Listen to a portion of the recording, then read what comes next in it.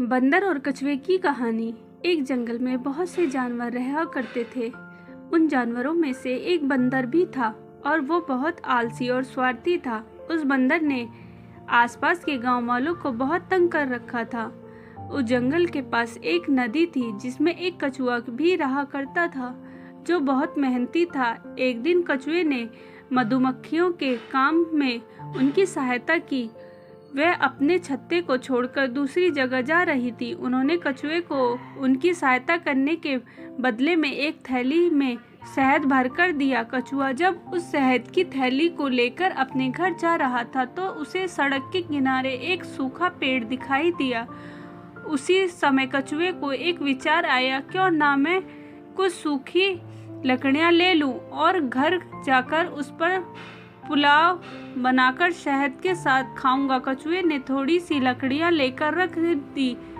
जैसे ही वो दूसरी बार लकड़ियां लेने के लिए गया और वापस आके देखा तो उसकी थैली को बंदर लेकर बैठा हुआ था। बंदर ने जैसे ही कछुए को देखा वो बोला, कछुआ भाई, ये देखो आज का दिन मेरे लिए कितना अच्छा है, मुझे ये शहद की थैली यहाँ मिली।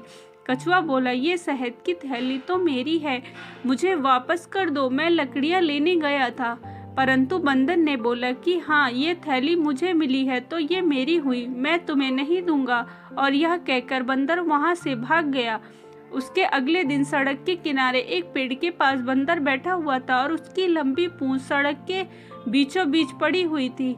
तभी कछुआ वहाँ से जा रहा होता है और सड़क पर पड़ी उस बंदर की पूंछ को अपने दांतों से काट लेता है। जैसे ही कछुआ बंदर की पूंछ को काटता है, बंदर बहुत जोरों से चीखता है और कहता है, अरे कछुआ, ये मेरी पूंछ है, इसे छोड़ दो। कछुआ बंदर की पूंछ को अपने पैरों से दबा लेता है। कहता है, सड़क पर पड़ी हुई चीज जिसको मिले उसकी होती है और ये पूंछ सड़क पर पड़ी हुई थी तो ये मेरी हुई। ये सुनकर बंदर को समझ में आ गया कि दूसरों की चीज पर अपना हक नहीं जमाना चाहिए और बंदर ने कछुए की शहद की थैली वापस लाकर दे दी।